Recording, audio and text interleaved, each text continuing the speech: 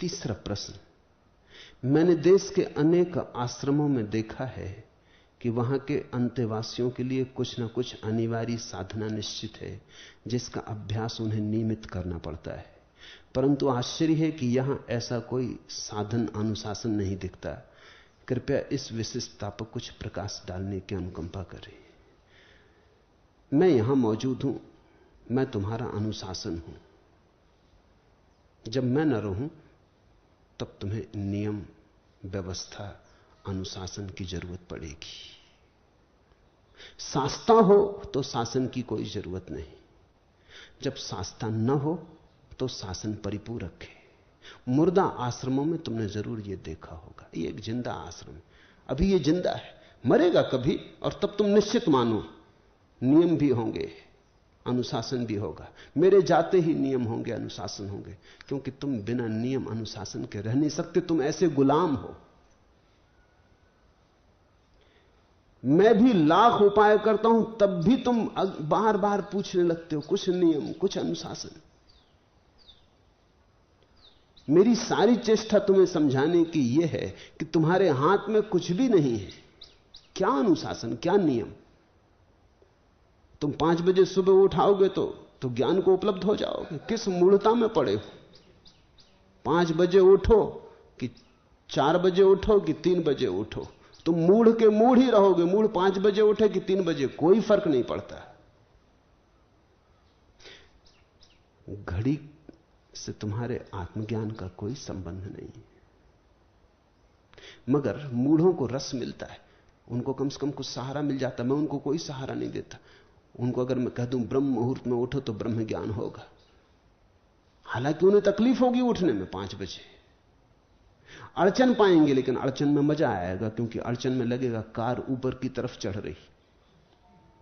उनको मैं कह दूं रोज सुबह शीर्षासन लगा के खड़े हो जाओ, बुद्धू मालूम पड़ेंगे शीर्षासन करते हुए। कौन आदमी सुंदर मालूम पड़ता है सिर के बल खड़ा? लेकिन तकलीफ भी होगी, गर्दन भी दुखेगी, लेकिन फिर भी उनको रस आएगा। वो कहेंगे चलो कुछ कर तो रहे, मोक्ष की तरफ बढ़ तो रहे।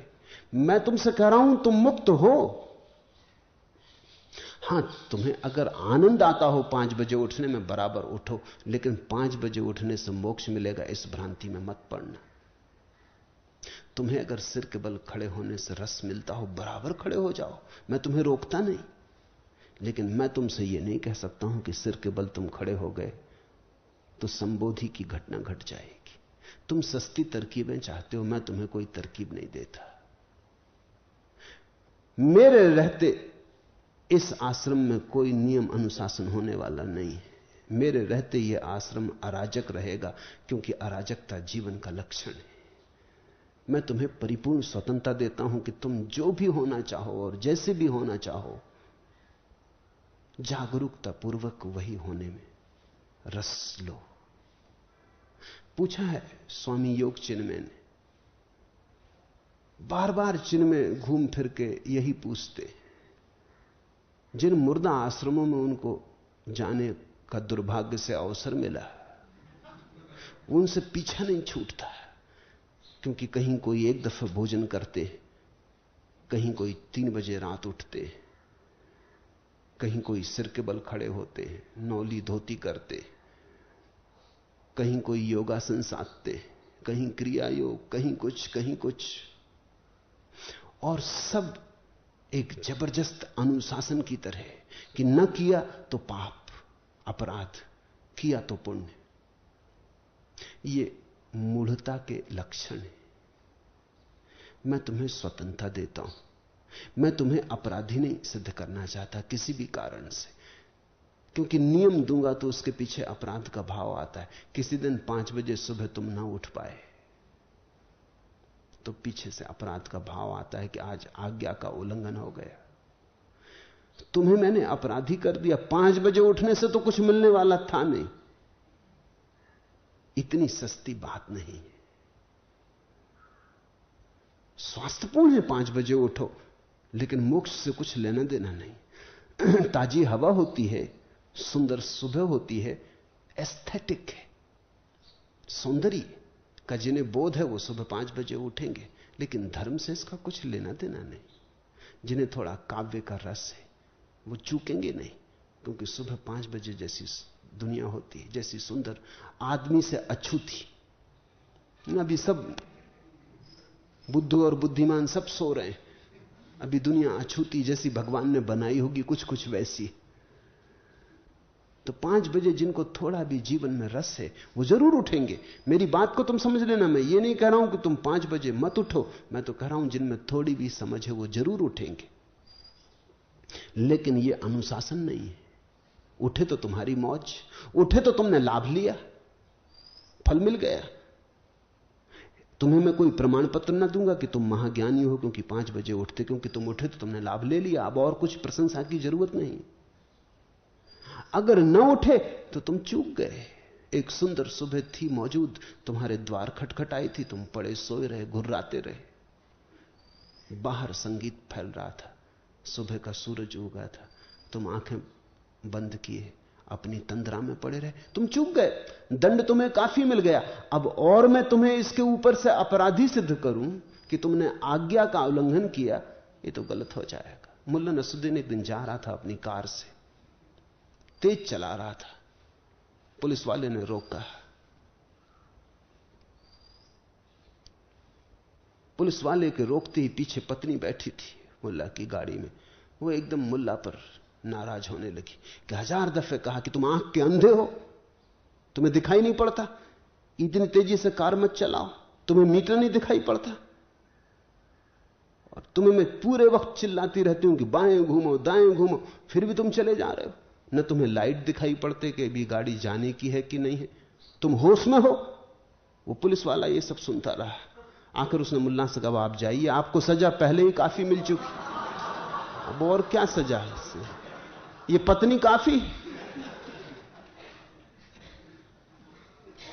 जो आदमी सुबह नहीं उठा उसे सजा काफी मिल चुकी, अब और क्या उस बेचारे को, गरीब को और दंड दे रहे कि पापी, कि अपराधी, कि आज्ञा का उल्लंघन हो गया। नहीं, मैं तुम्हें कोई अनुशासन नहीं देता, मैं तो तुम्हें सिर्फ केवल एक बोध मात्र देता हूं कि तुम जो भी करो जाग के करो। अब रह गई बात, पूछा है अनिवार्य साधना, कुछ अनिवार्य नहीं है यहां,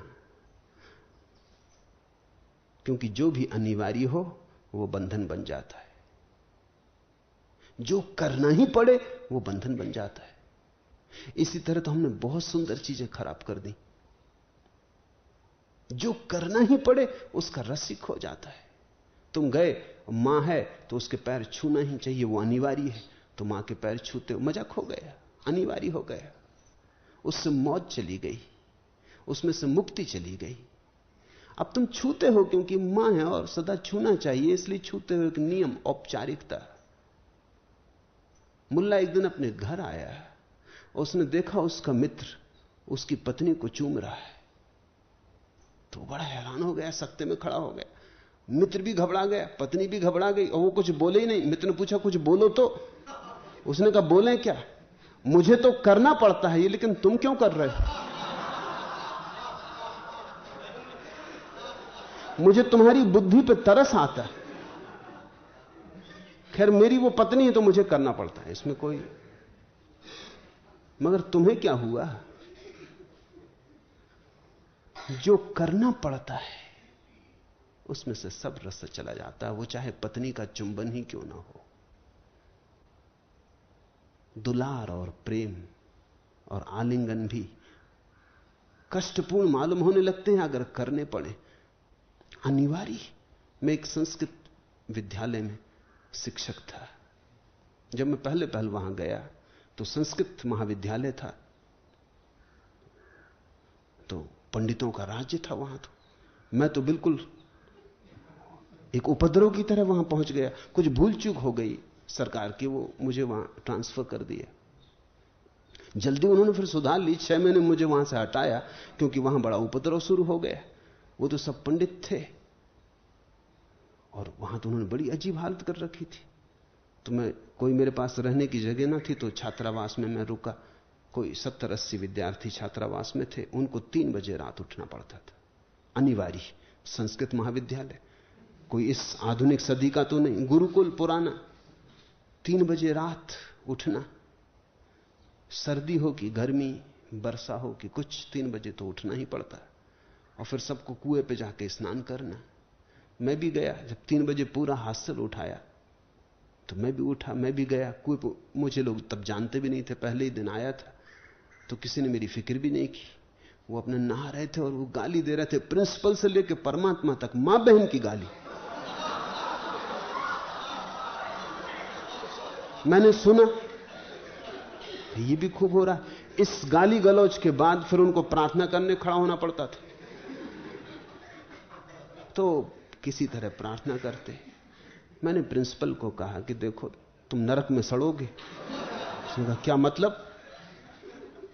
मैंने कहा कि ये लड़के 70 लड़के रोज सुबह अनिवार्य रूप से प्रिंसिपल से लेकर परमात्मा तक को गाली देते। तुम्हें गाली नहीं ठीक, मगर परमात्मा को गाली पड़ रही, तुम इसके कारण। ये अनिवार्यता खतरनाक है, मैंने कहा। उसने कहा नहीं, ये अनिवार्य नहीं है, जैसा कि लोग हमेशा कहते, ये तो लोग अपनी स्वेच्छा से, अपने मजे से करते। तो मैंने कहा फिर मेरे हाथ में आप दे दो, मैं नोटिस लगा देता हूं, और कल 3 बजे सुबह आप भी कुएं पे मौजूद हो जाना, मैं भी हो जाऊंगा।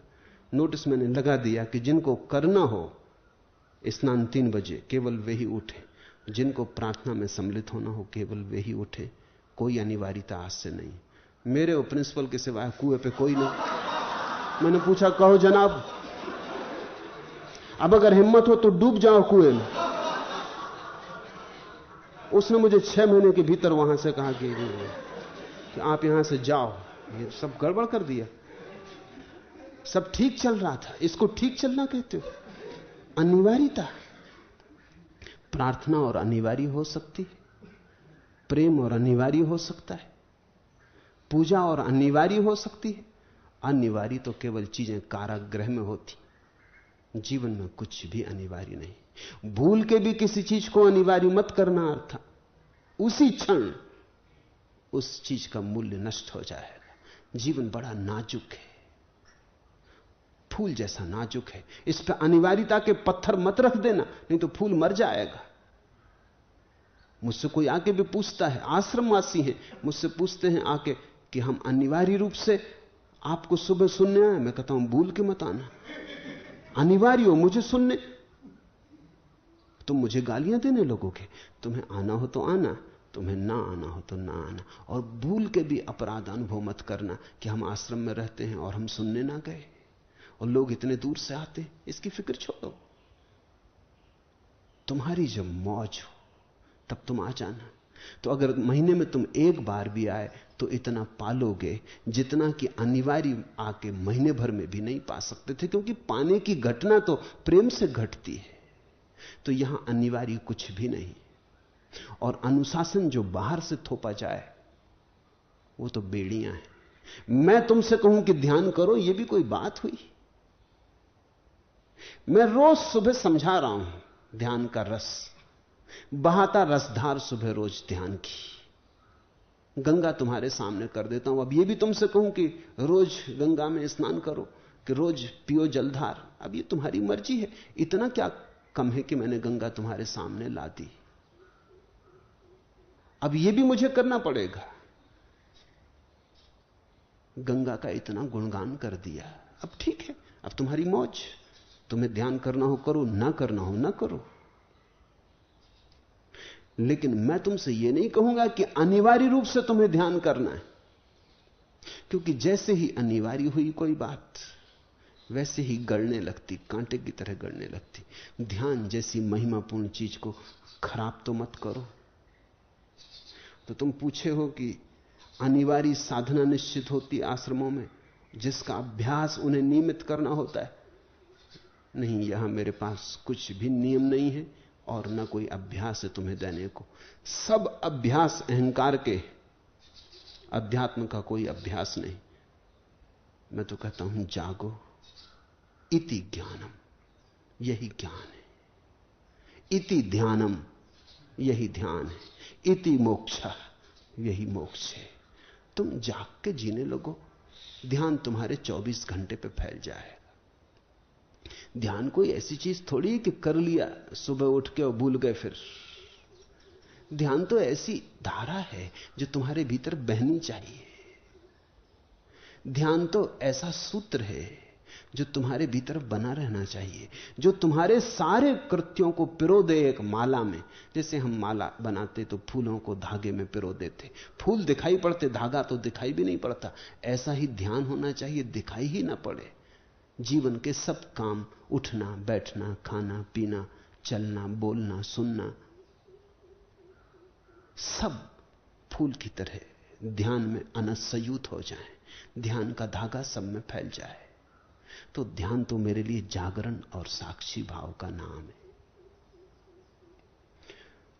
और जब मैं न रहूंगा तब निश्चित ये उपद्रव होने वाला है, क्योंकि कोई ना कोई योग चिन्ह में इस कुर्सी पर बैठ जाएंगे।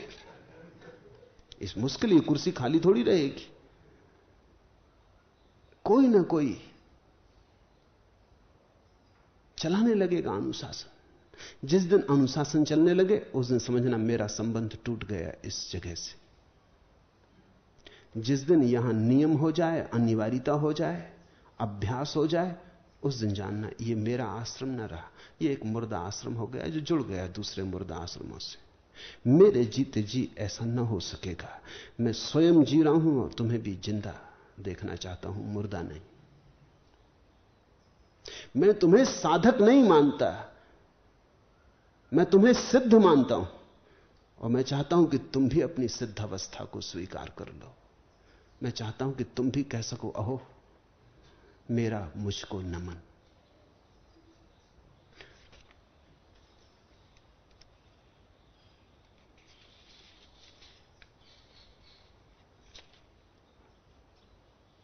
चौथा प्रश्न, आबू में जो अनुभव हुआ था वह अब प्रगाढ़ हो गया है।